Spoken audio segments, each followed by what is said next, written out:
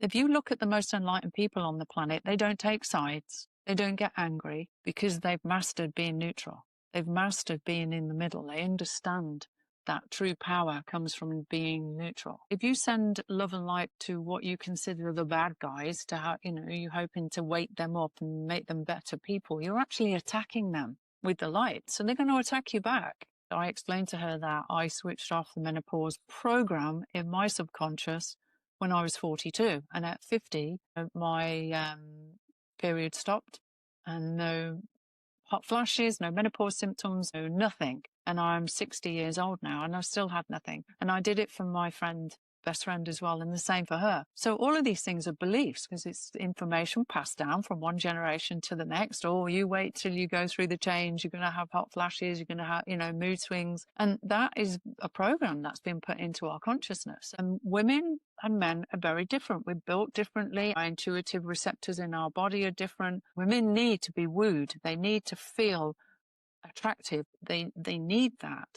Men are not taught that. A lot of young men these days are learning about relationships from watching pornography, so they're going into relationships with a distorted belief system about what women want in the first place. There's not many men out there or women teaching them about what lovemaking is. But when women lose their libido, that's often linked to either some form of abuse or even having a child. It's happens quite often when women have a baby, that what we call the inner goddess part of us, that part of us that wants to be sensual and loved and passionate, is disconnected, just like a soul fragmentation, because of the shock of giving birth. And it is a traumatic thing, and it's traumatic for the mother and the child.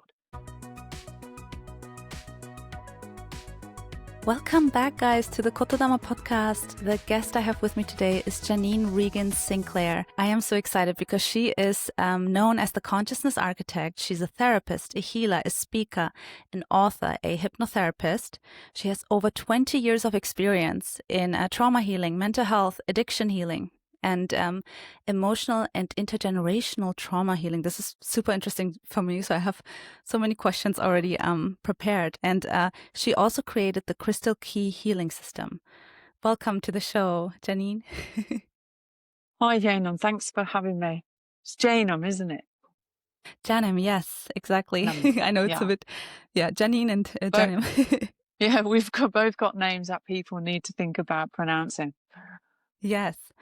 I'm so interested, just so you know about me as well. Like, I have been on a healing journey I'm 31 now. So since I'm 22, I guess it started when I was 14, but let's say intensely when I was 22. So okay. I have had many, many healing experiences in my own life. I know how transformative healing is. I'm always interested to hear about different kinds of modalities and different kinds of healers and therapists as yourself, who have just obviously maybe a completely different view on these things. So first of all, I have read that you had a career as an architect. Is that right? That's true, yeah, for 20 years. And then in my mid-30s, I lost my father. And that was a big trauma for me. And that was a turning point where I took some time off to heal from that. And that's when my path in life changed completely. And I ended up going down the healing path instead of architecture. Interesting, because I read when I did my research on you that there was a trauma that changed your life. So that's the passing of your father, yeah? It was, yeah. Okay, I'm so sorry to hear that, by the way. And it was a long time ago now. It was a long time ago now. Can you tell us a little bit how that really changed your life, and what exactly happened there? Because I know many people go through loss, but not everyone turns their whole life around. Yeah. Well, what happened with me, I was a working mom with a young boy, and I was working normal, going to work 5-6 days a week, depending if I worked on a Saturday.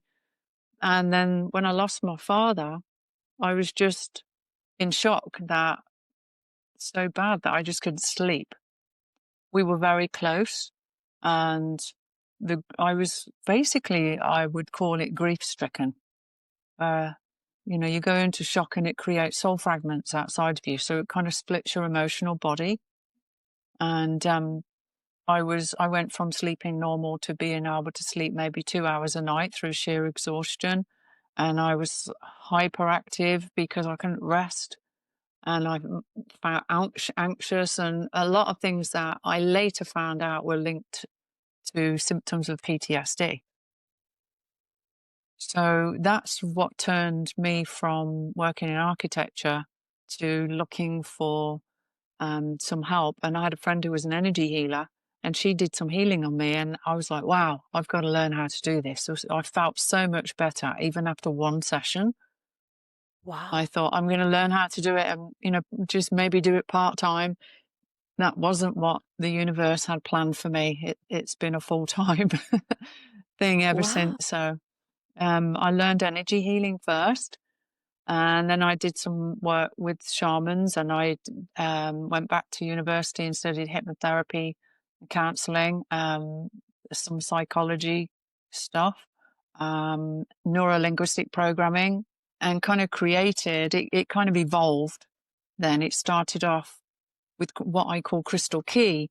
Was I was using diamond energy at the time, which going back really just 25 years ago now, was very new to people. It was a very high frequency energy, and it felt really cool. And I was using that energy and started to paint. I started painting. I got the urge to buy some canvases and some acrylics and started painting. And then I got what I would call a download of all this new way of healing. And I was told, you're going to be given a healing system and you will call it crystal key healing. And it's key as in Ki, which is prana, chi energy. Yes. And it kind of evolved from there, really. I've never looked back. I've loved it as well. I'm passionate about it. Wow. I mean, so the crystal key, by the way, I'm based in Tokyo, Japan. So key is actually also Japanese, from Yes, I know it's Reiki. Japanese. Yeah. Chi is China and prana is India and key is Japanese. Yeah. Yes. And so about the crystal key system. So you say, so you got it as a download, yeah? And so even the name of the healing modality was basically like downloaded into your consciousness. Is that correct? Yeah. Yeah. So basically, when I was, when you're painting, when you're in the moment with something, it's a bit like meditation. And as I was painting, information was coming into my mind, and ways to heal with this higher frequency energy that was coming through me at the time.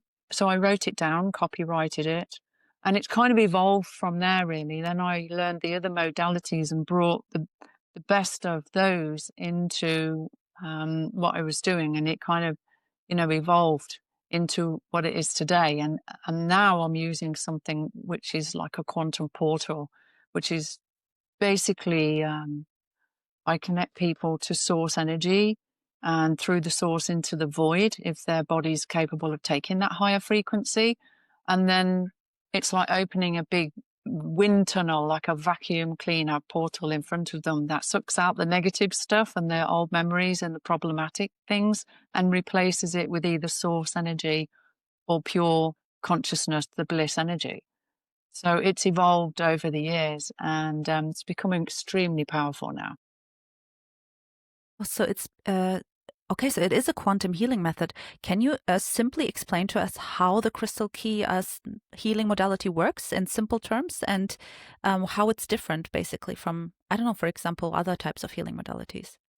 Okay, well, the first thing I do with people is use breathing exercises to change their brainwave frequency to theta brainwave frequency. This is the frequency that is like a meditation, but you're still conscious, and it allows us to access the subconscious mind and the programming deep within the system.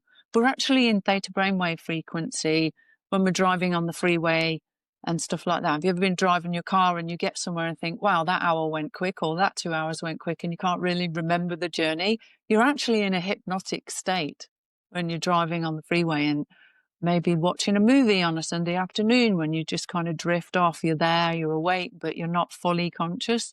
That's theta brainwave frequency. And we're in that as children up until we're 7 years old. So this is why it's so important to be careful what you say to young children, because it gets hardwired into their subconscious because of the theta brainwave frequency. So First of all, I get people into theta brainwave frequency, because now we've got access to the subconscious programming in the system, and any problems in there from the past, memories, we can access them. I work differently with men than I do women. With men, I tend to give them like a TV screen and a virtual remote control in their hand to imagine, so that they're in charge of what they play on the screen. It might be something from their past, a memory will come back to them or something like that, and they've got the ability to delete it, and we replace that energy with pure source energy on that level. So it is a form of energy healing, but on a quantum level, it's also takes into consideration what's in the subconscious and that kind of thing as well. So basically, I guide people to connect them to source. So I ask them to visualize the sun as the source, white light, and pulling a tube of that energy down into their body, grounding it, and then spreading it out around the earth. So we're actually healing huge amount of their energy field, which all contains information, by opening the portal. I call it the one portal, which is the quantum portal, which is like having a huge vacuum cleaner opened in front of you, which sucks out the negative imprints and memories from your system, not just your subconscious, but we store memories in our body, in our cell memory and things like that. So it removes them. It can remove energetic parasites from the system as well. So it's really powerful stuff. Heals on a level of mind, body, and spirit. And then we're switching off the program. So basically, the analogy I would give to people, it's like you're going into your computer to take out the viruses and defrag your computer and clean up, the software in your computer. Because what you've got in your consciousness and in your field, as you probably know, is that's creating your reality. So this is why it's so important to clear out intergenerational trauma, things that have happened from the past, anger, rage, fear, all of these things, because that's projected into the world around us. And what we've got within us creates more of the same. It attracts it to us. We're like magnets. Oh my God, everything you said, 100% agree. And when you talked earlier as well about PTSD, I think I want to know how you feel about this, but the way I feel about this is that everybody I've ever met in my life has PTSD, but we tend to think about these war veterans when we talk about PTSD, but PTSD actually is any unresolved trauma that still has an impact, a trigger in your life. It could be something like, it doesn't even have to be as extreme as people think. Like, it doesn't have to be war. It can be something like, I don't know, maybe you were physically or emotionally abused by your mother as a child. So whenever, something is said to you, or maybe a smell, anything can trigger it. But people are absolutely in a state of PTSD without realizing they have post-traumatic stress disorder. And anything, even like the death of a pet can cause it. Death of a loved one, a divorce, an operation, a car crash, a redundancy, the breakdown of a relationship. Even, someone you love, if they betray you or something like that, can cause PTSD and trauma. And there's something else. I wrote an article a while back about trauma by proxy as well. Have you heard of that? No, tell me about that. Well, trauma by proxy is actually something people can pick up by watching movies or experiencing somebody else's trauma. They actually take on their trauma into their energy field. So it's basically secondhand trauma. And it is quite a thing. People can be traumatized by even listening to somebody else's trauma. If they're bonding to that person, or if they're close to that person, they can take on those frequencies into their system as well. So PTSD, and then you've got complex PTSD, which is people that may have had one trauma on top of another trauma, years and years of domestic abuse or sexual abuse and things like that, years and years in the military and, at the front line. Then you've got it compacted, one trauma on top of another, and it becomes cumulative in the system then. Yes. People trying to fix that hole that within them.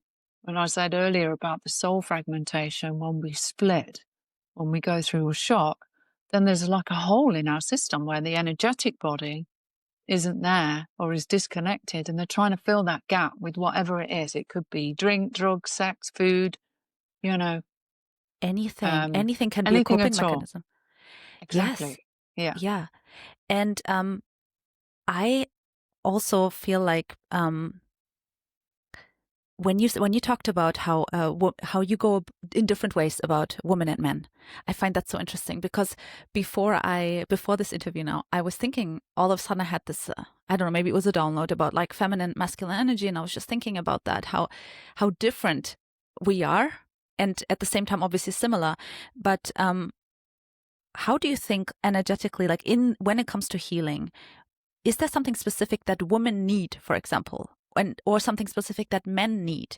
Like when you talked about the looking at the screen and like is that the feeling of control? Do you feel like Yes. men need that more?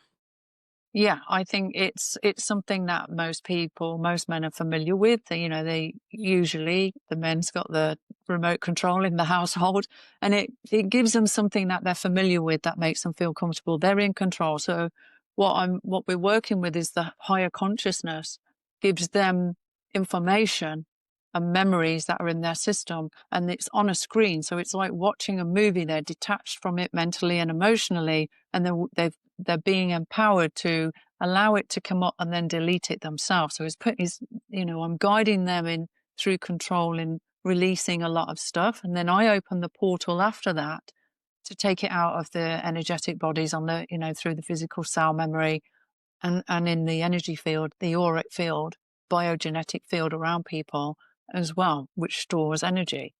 So women tend to be easier in the respect of they more often than not are more visual than the men. So you can say, let's say a woman's got a health issue or something. Let's take breast cancer is a very common one. I would say to them, right, I want you to connect with that area in your body, and we're asking your higher consciousness to give you the root cause of what's caused this in your system. Usually women pick up on it very quickly. They'll go, oh, well, I was 4 years old and this happened. And, that root cause is the one you've got to get. There's no point if something happened at 10 and 14 and 18. If you go to the 18-year-old, you're not going to get it out of the system. You've got to go to the root, to the very first level of the trauma, and then you're pulling out the rest of the others because you've gone into the root. Men find that a little bit more difficult to do. So I've developed a system working with men because I've worked with men in the military in the past. And, I've also worked with couples. And something came up this week, actually, that, be worth talking about today. In relationships, certainly long-term relationships, where there's a disconnect on the sexual level with men and women, whereas usually, the man would want more sex than the woman. And that can be, men get hurt because they're being pushed away and pushed away and pushed away. But when women lose their libido, that's often linked to either some form of abuse or even having a child. Happens quite often when women have a baby, that what we call the inner goddess part of us, that part of us that wants to be sensual and loved and passionate, is disconnected, just like a soul fragmentation, because of the shock of giving birth. And, it is a traumatic thing, and it's traumatic for the mother and the child. So everyone on the planet has trauma from being born. It's not an easy thing for a baby to come into the world. That's now being linked to autistic spectrum disorders as well, that birth trauma, because the vagus nerve in the body needs to be reset. The nervous system hasn't been reset properly because of the way and the position women give birth in, lying on our backs rather than being upright with gravity helping us. Yeah. It makes no sense. Like the way that modern day birth in the hospital is set up is the least, even if I was an alien, right? And I came onto this planet and have never met humans before. Now I'm meeting them for the first time. The first thing, if I was all of a sudden had to give birth, okay, as a new human and I've never been here before, I would never lay down on my back. Like it makes no sense from the beginning. Where did that even, I don't even want to know what they're thinking there, but obviously you need to use gravity, right? To get it. Exactly. Yeah. Exactly. So what happens there is the fragmentation happens of the inner goddess. So the woman, maybe she's had stitches and there's fear after having a child. But that will heal and that will move on. But generally after that, if the inner goddess isn't brought back into the woman, the sex drive diminishes. And this is where the men get pushed away because she hasn't got her sex drive because the inner goddess has gone. Their inner god gets distressed, that inner part of them. And eventually, the more they get pushed away, that damages them on a, psychological, emotional level because they're being rejected by someone they love. And there's a lot of this happens in relationships where once the sex goes, that connection, that love connection starts to fade away because of it. Sex is an important part in relationships. It doesn't matter how long people have been together. It's an important part of relationships. Yes. And it's simple. I mean, for me, sex is an extension of intimacy.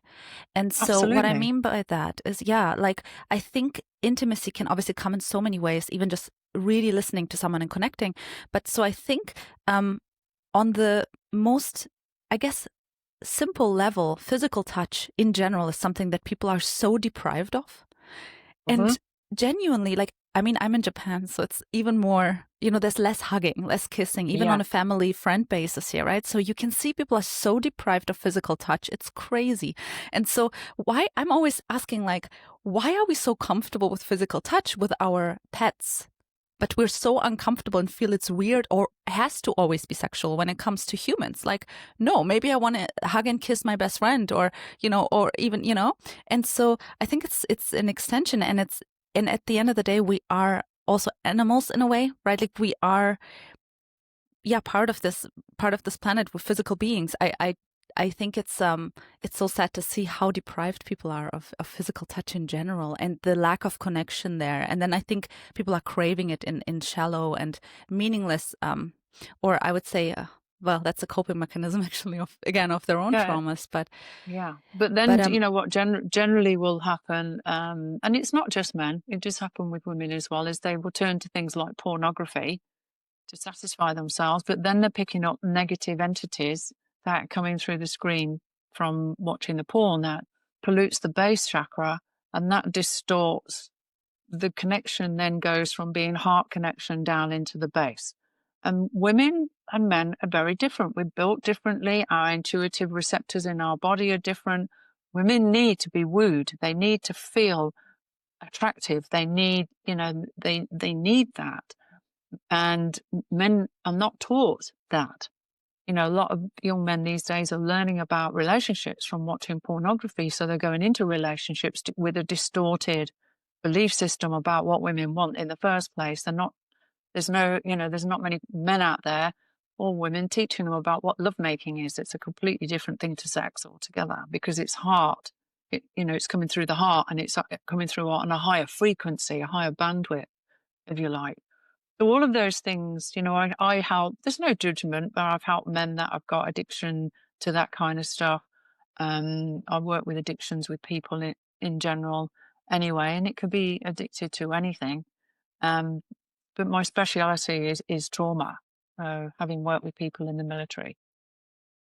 Yeah, that's so meaningful and important. And, I want to go back to what you said earlier about I love how you talk about root causes of trauma, because I have had a lot of experience in more shamanic healing modalities, soul retrieval and things like that. That's my favorite way that I use almost like every day if I need to. But I always, same thing. I always go back to the root, and the root is always between 0 approximately and 8 years old or something like that. So how do you explain that to people who've never heard that before? Why is it that let's say you think, no, but I have had this traumatic experience when I was 23 or something, right? How do you explain that to them? Well, basically, you can have a traumatic experience at any age. Trauma, people think trauma is the experience. Trauma is the memory of the experience that's left in the body and in the consciousness. So that puts the brain onto high alert for certain things and, and causes problems. And if we don't heal it, we're attracting more of the same to us because it's a frequency that's sending out a pulse into the universe, and like attracts like. So it's really important, even particularly now with the changes that are happening on the planet. I mean, the planet is headed into two different directions at the moment. There are people that are raising their frequency and creating a better reality, and there are people that are living in fear and going down, the negative kind of timeline as well. So there's never been a more important time in history to heal our trauma and to raise our frequency and let go of the past. We're in our power when we're actually in the complete present in this exact moment. That's where our power is. And more and more people, need to be made aware of that. But I think one of the biggest problems out there with people is that we're not taught to meditate at an early age. We're mind, body, and spirit. And the spirit gets ignored. People think spirit, they think ghosts, they think things like that. When your spirit is your energy field, it's your aura, it's your biogenetic sheath, it's, electromagnetic field in and around your body. That's what spirit really is. It's another name for the energy field that surrounds the soul essence, which is the purest essence of our being. So there's a massive disconnect there because of the spirit is not being taken care of. And this is leading people to look for satisfaction elsewhere because there's a disconnect, and then they start going, down roads that are taking them down dark paths, searching for something, for satisfaction on some level, and not quite sure what they're searching for. This can lead to depression and anxiety and all these other things because the spirit is polluted. It's not being cared for with things like energy healing and meditation. Exactly. That's so important. I mean, you're so right about that. It's not taught enough, especially in the Western world. So basically, when we talk about these spirits and these entities, I think a lot of people who are, I would say, more on the religious side, who have never done this kind of deep kind of healing work, I think it can sometimes scare them. And so I think often when I talk with people about this who are more taught, even if they're not fully believing it, but let's say people are more on the religious side of things, any religion, what I get often is, but you have to be careful. There could be dark entities as well. And I'm always telling them, yes, but also there are so many dark things even in the physical. So I feel like sometimes what religions have taught people is to be afraid of even going there. Okay, so I feel like it kind of creates this barrier for people, and they're so scared of the spirit world and what that means, or looking deep inside themselves. And I'm always like, yeah, I know it can be scary, and absolutely, but also, isn't this life and all the things you go through on a daily basis without healing this specific thing, right? Isn't that also so scary? So can we not just, how do you deal with people who are so afraid, or come more maybe from a Christian background or from, Muslim background, or any religious background that kind of cautions them on these healing modalities? Well, the way I look at it, the analogy I use is if you imagine that your soul essence is like a little glass cube with a flame in it, a white light in it. And all of our experiences through, whether you believe in past lives or previous lives or this life, they add to that cube like Rubik's cubes, more and more cubes, experiences, good, bad, positive, negative.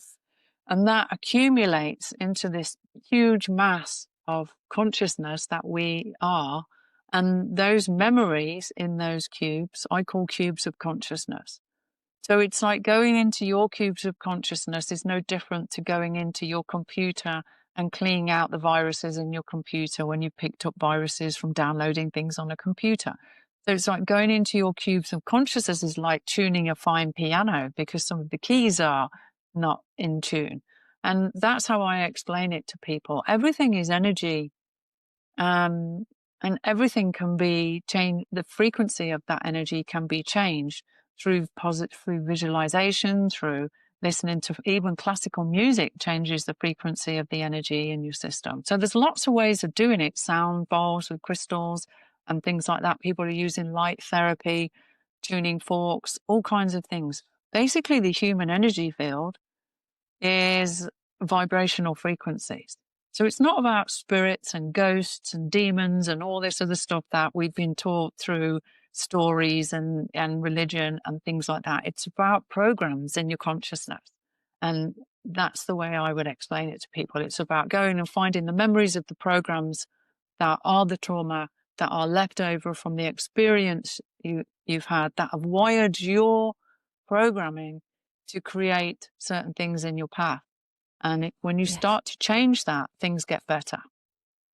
Absolutely. We have to talk about how it gets better in a bit. But what I want to ask you first about it as well is you talk about intergenerational trauma. I think this is something that is often overlooked in any healing modality. And I have had profound experiences with intergenerational trauma. I want to know how you think about this, because for me, I found that when I heal myself, at the same time, I automatically heal my ancestors, and I heal my future, basically, what do you say? Like my future children and everyone who comes behind me and before me, because, time is not linear. So I kind of often, it's interesting because sometimes I've had, healing sessions where I went in thinking it's something with me specifically. Turns out it's something that has to do with my mother or her mother's wound. So how do you think about intergenerational trauma and trauma healing? Well, it's passed down, and it's scientifically proven now that it's passed down intergenerationally in the DNA. And, they know that our DNA holds all of these different pieces of information in there. And it's not something that skips generations. It is there. It's just that sometimes the person it's passed down to, some people may sail through their life and it doesn't affect them like it would somebody else who is a little bit more sensitive. Some people are lucky and they can move through that, and other people are very sensitive, and it doesn't take much for them to go through an experience that's going to leave them, feeling anxious or broken. Some people are more, some people are just built stronger than others, and but it definitely is passed down intergenerationally. And if you look back over our lifetime, our ancestors have been through wars, they've been through barbaric things in the past. All of these things are in our DNA, all of these things are in our consciousness. And we act like a prism that the light comes through, and a rainbow is projected through that into the world around us. And that's what the world around us is. And in order for us to change the outside, we need to change what's going on inside. Yeah. Yes, it's so important. And I love this. And I think it's very also obviously because it's your own DNA, right? Every kind of ethnicity, I want to say, every person from a different nationality has different specific types of trauma from that specific, collective consciousness. And obviously it depends on each person, but I think there's a lot of common themes. For example, right, in the Middle East, it might be different than someone who's, from, I don't know, Ghana, or someone who is from South America. It's so interesting. And I felt me shift and people in my life shift after doing this. So, well, it does. If you understand that your reality is a projection of your consciousness, and you raise the frequency of your own consciousness, then that's projecting a new reality. So every time you do something for yourself that is healing you or raising your frequency or even making you feel more joyful, you're changing the outside world. Yes, and I want to talk to you about this because I think people don't know. They don't know how beautiful it feels to finally be free of these mental limitations, emotional traumas, honestly. And I think that's something that's missing in today's mental health field and therapy often is, okay, we talk about the issue, which is already a step. And I don't want to say that's not important. It is. But then there's no physical healing. There's no cellular healing. There's nothing after that people can go and then, get rid of these symptoms, which all of it is just a symptom. Anxiety is a symptom. Depression is a symptom. Can you tell us and the listeners who might not know how it feels like to truly unlock something and finally heal something? How did these modalities, how did that change your life or maybe your client's life? Can you give us an example, a story that maybe might make it more tangible for people? Well, I've had people come to me and have one session with me and say, I had one lady, for example, who was having really bad menopause problems. And she came to me and I explained to her that I switched off the menopause program in my subconscious when I was 42. And at 50, my period stopped and no hot flashes, no menopause symptoms, no nothing. And I'm 60 years old now and I still had nothing. And I did it for my best friend as well, and the same for her. So all of these things are beliefs because it's information passed down from one generation to the next. Or you wait till you go through the change, you're going to have hot flashes, you're going to have, mood swings. And that is a program that's been put into our consciousness. So things like that. I've had clients that have, had their menopause symptoms completely disappear, even after one session. Somebody that's had back pain for 15 years has gone after one session because it wasn't even an injury in this life. It was previous life memory, trauma, trying to leave their system and letting them know that, there's something going on here. We need to look at this. I've had people, that 16-year-old girl that was born with severe allergies to strawberries that it was so severe that she ended up in hospital with anaphylactic shock, even with a strawberry gummy bear, sweet candy, touched her. And it was actually her uncle who was in the military, who was an ex-client of mine, that guided me to her. She had one 1-hour session and 2 20-minute follow-ups, and she was fine after that. Her mum said she accidentally touched a strawberry a couple of weeks later, and all she got was a couple of little red marks on the back of her hand. No reaction, no anaphylactic shock or anything like that. So, there's lots of different things that I can help people with in that respect, because when you understand that everything is consciousness and everything is energy, and you're going into it with the right access protocol, then you can change the codes within the system in various ways. And that's what I do with this, with this quantum portal that I'm working with, and some guided imagery as well. So I've got various techniques that I use. Amazing. And absolutely wonderful how you talk about this. You gave the example with the allergy, but people think still, sadly, that physical ailments just come out of nowhere or something, or they just are luck or something. Can you tell us what do you think where physical ailments come from? Basically, let's say, for example, you haven't dealt with your emotional stuff. Let's say somebody passed away, you haven't dealt with the grief, you've just pushed it down. That tends to show itself on a physical level as lower back pain, like sciatic nerve. It gets stuck because that area of the body is the sacral chakra energy center in the body, and the back is the past. So that grief will get stuck in the back of that energy center, and it accumulates every time something negative happens, or your cat died, or your dog died, or friend died, and then it just accumulates, and then it starts to become more of a physical problem than an energetic problem. And it starts to, if it's in your organs, for example, like fear tends to be stuck in the kidneys. Anger tends to stick in the thyroid glands, in the throat, and in the liver as well. And basically accumulates in that area. And because the physical is not really physical. Science tells us that 99.999999% of a cell is empty space with, some nucleus, electrons, and a nucleus floating around in this plasma of empty space. So people need to understand that empty space, there is something going on there. There is consciousness within that empty space. It's not empty. There's no such thing as completely empty in that respect with it, and that information starts to affect the physical organs in the body, and that's when disease starts to come into the body.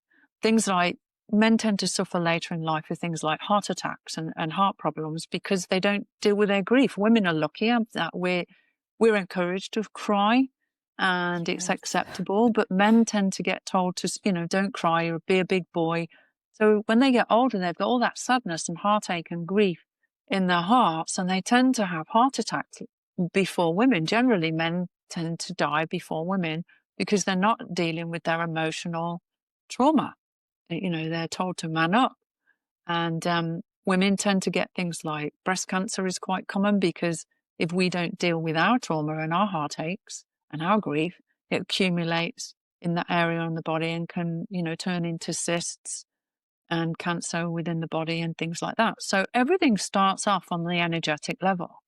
There isn't just a physical disease. Everything starts from the energetic level and the accumulation of the energy or toxins in the body, which can come in through not just emotional and mental stress, but things like food, additives, preservatives, stuff like that, mold from coffee, metal toxicity.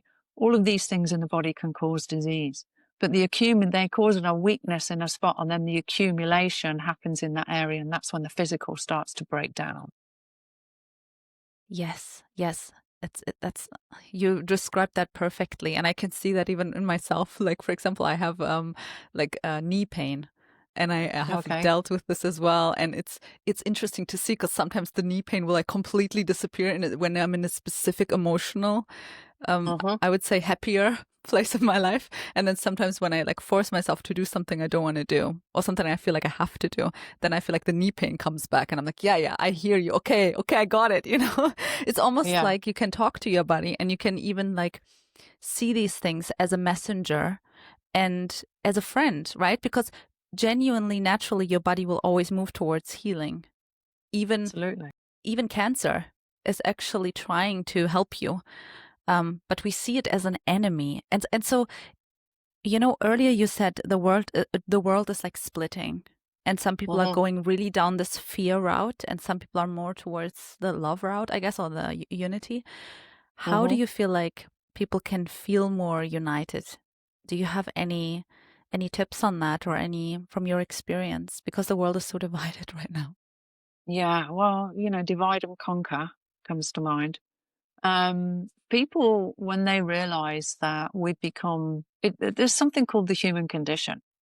And basically the human condition is, the ego and the anger and the alienation and all that negative side of it, is that, we can be really kind and we can be really cruel. And we are taught that this is because we come from cavemen and we're barbaric or whatever. But that's not the case. In our first form, we were very pure beings. And we know that we've fallen. And there's a part of us that doesn't want to accept the fact that we have a shadow aspect, we have a dark side within us, and that dark side is a projection in our reality. So what we're seeing in the world around us is a projection of us. And we live in a duality. We're taught good and evil, light and dark. The power comes when you understand that to be one side of it is to be weaker than to be in the middle. So being in the middle, you can't eliminate the dark by hiding in the light. So all this love and light, all produces, the more love and light that comes in, the more dark and hate going to come in, because of the balance of duality and the polarity of this, the matrix that we live in. The true power comes from being neutral, but we're not taught that. If you want to, eliminate the darkness, you need to go into the middle, bring the light and dark into the middle, be neutral, don't take sides. If you imagine a world where we're all neutral, there would be no war, there would be no hate. There would just be pure consciousness, pure bliss. And that's where our power is.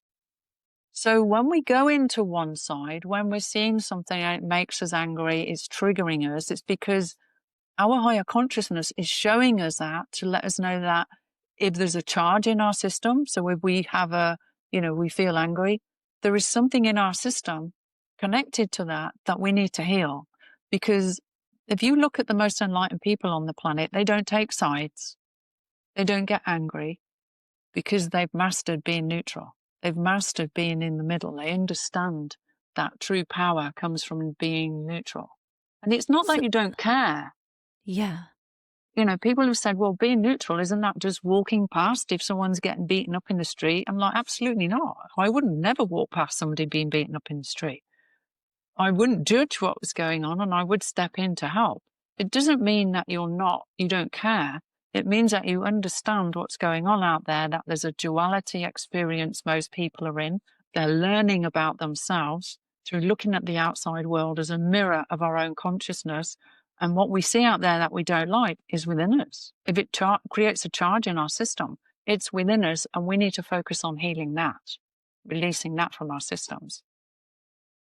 I've never heard it that way. You're kind of talking about non-duality and to kind of step back, right? From this, like, I guess your higher self perspective, or like almost like whatever you want to call it, like an extraterrestrial perspective or like an angelic perspective. I don't know, but kind of like stepping back and being aware that both potentials are human potential, kind of the dark and the light.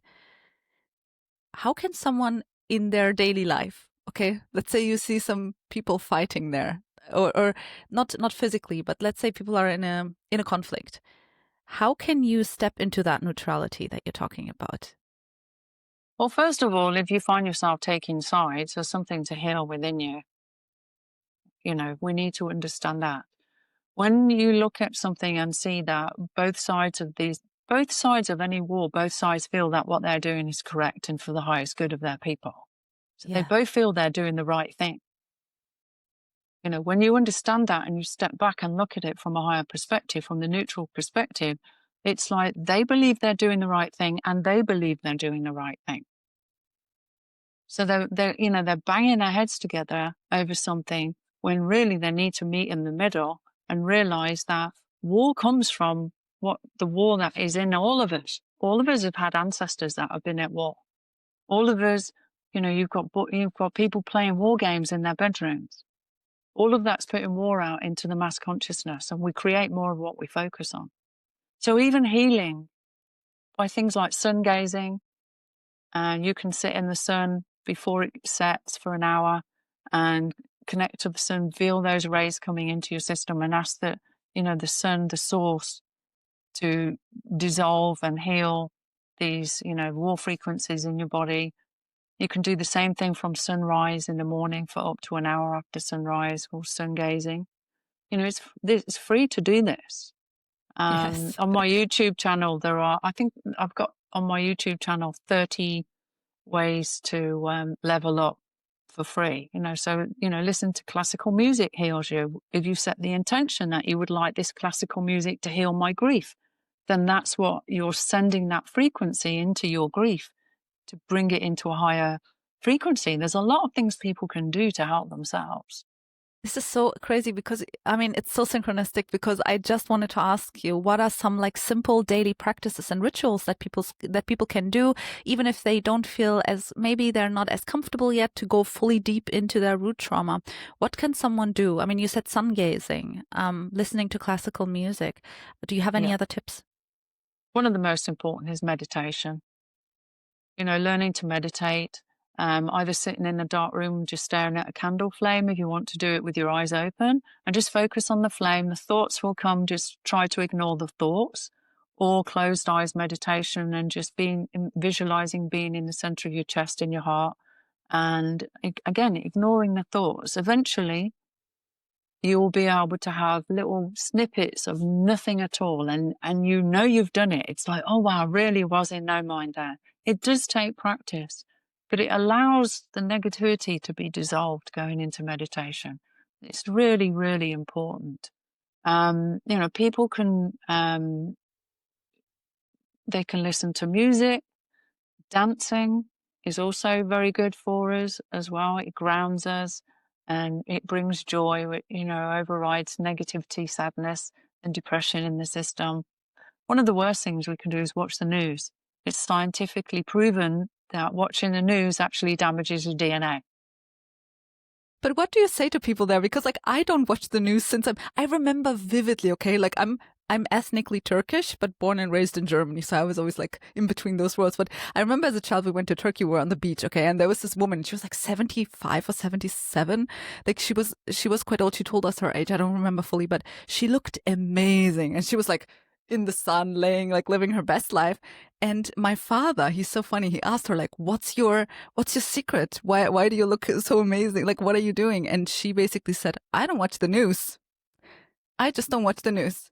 And somehow that stuck with me, and I was a child, but I realized, and then sometimes, okay, so in my daily life, when I tell people this, I try and of course you still get things, okay, into your system. I still know things.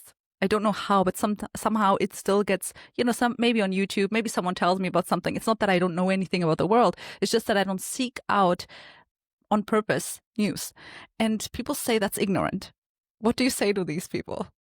Well, I'd say, that's fine. You make your decision. Let's see which one of us is going to have a happier life for doing it, because it's not good for you. And it's there to get you into fear states.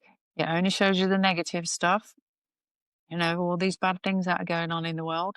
So it's not a good thing. It's not good for your health at all to get into that state. And learning that we're not just this physical being, we are a spirit in a body. We're a soul in a body that needs to be fed on all those different levels. Feed your body with exercise and good food and water, and feed your spirit with nature and meditation, or, whatever it is that you decide, Tai Chi or whatever works for you, and taking care of yourself, feeding your mind with good knowledge, and not, be careful what you're watching on screens, because it does imprint into your subconsciousness, particularly watching movies and things like that. They do imprint into your consciousness. There's a lot of subliminal messages and things like that. So we need to be careful. I teach people when they're watching screens to say things like, I intend to observe and not absorb on any level of consciousness, and visualize a protective shield over the screen so that stuff's not coming into them. But just by setting that intention, you're actually putting protection up, around yourself. Interesting. I've never heard about this. That's genius, actually, and simple to do. Yeah. Oh my God. Yeah. I will use that one. But the thing is, the more I'm on this path, I actually don't really like to watch things anymore as much. Specifically, obviously, like horror movies, I have never understood. I still don't get it. I will never understand, like, how do you sit there and want to be frightened and see these images? Like, obviously they have an effect on people. Like, I remember when I watched a horror film when I was younger, and for 2 weeks or 3 weeks, I could not get this feeling that I was watched and like out of my mind. It was like, and at that point it becomes real. It is real. It's real energy. Even if it's played fear, right? Or played anger, it still makes you feel a certain way, right? So I think the thing is, if people want to do that, they should do that, but like be aware of like what you're doing to yourself. Because obviously if I watch a happy comedic movie and I feel like funny after and I feel good, then it had an effect on me. The same way that a drama, or a war movie or something can have an effect on you. So absolutely. Many years ago, I read a book. Sorry to interrupt. Many years ago, I read a book, and in the back page of the book, there was a page about experiments that were done with serotonin in petri dishes and cancer cells. And basically, they put serotonin into the petri dish with the cancer cells, and it completely annihilated the cancer. So, and I've also read about a woman, I can't remember where now, that she had breast cancer, and her husband, all they did every evening was watch comedy movies, and she healed herself with serotonin and laughter. So, it does make a difference. Fear makes us sick. Yes. Joy heals us. Yes, and I heard about, not specifically that one, but I heard about studies of people with cancer in the hospital, and watching comedies can actually, enforce their healing. And it's amazing. It's wonderful. Again, it's the body and yourself doing that. Do you think there's a specific myth in healing, or in the healing community, maybe in the psychological community, something that you hear over and over again where you're like, that's not true and that's kind of misleading? Do you have anything like that? Yeah, the one thing I would say certainly in the healing and spiritual communities, and it happened to me, we were taught to send love and light to people. If they're having problems, send love and light, send love and light, send love and light to the dark. The problem is when you're doing that, it's actually an interference in their energy field. And is considered, if you send love and light to what you consider the bad guys, to how, you're hoping to wake them up and make them better people, you're actually attacking them with the light. So they're going to attack you back. I don't think we should be sending love and light to anybody, any person, without them actually asking us to do so, without specific permission, because it's an interference of people's karmic journey and their energy field. And that's, a spiritual no-no in that respect. So that's one of the biggest problems out there, pushing love and light. And people tend to hide in the love and light area, and they're ignoring the shadow and the dark aspect of themselves. Absolutely. Yes. When what we really need to do is find the shadow within us and love and accept it. That dissolves it instead of judging it. Exactly. Like when I work with my inner child, I mean, if you really had to tone it down and you really had to describe healing in one word, it's to take that thing and love it. Yeah, absolutely. That's it. Like, I mean, a lot goes into it, but that's very profound. But what you just said there is so interesting. I've never heard someone say it that way. I tend to not do that actually, because honestly, I'm very authentic. So when I'm angry at someone, I don't send them love and light. I'm like, no, you're not getting anything from me. So I'm just very authentic in that way. Like until I feel better about it, I will not try to force myself to do any love and light. Before we stop, just quickly, I have a rapid fire round for you. So I want you to just quickly answer with one word or two words or something to these questions. Okay. Okay. What's the first thing you do in the morning? Meditate. A book that changed your life? The Everything Answer book. I have to look that one up. If you could talk to your younger self, what would you say? Worrying about things. I love that. Something that people would be surprised to learn about you. I'm really good at playing pool. Interesting. A fear that you're still trying to heal. Nothing springs to mind on that, really. Nothing springs to mind on that. Okay, I love that. That's an answer. Okay, thank you so much, Janine. I'm honored to have you had on, and thank you so much for being my guest today. It's been great to be here. Thank you so much for having me. Thank you so much. And thank you guys for watching this episode as well. If you liked it, please make sure to subscribe and like and comment. It helps the channel a lot. I'm still a small channel, and I hope you liked our conversation, and see you soon. Bye.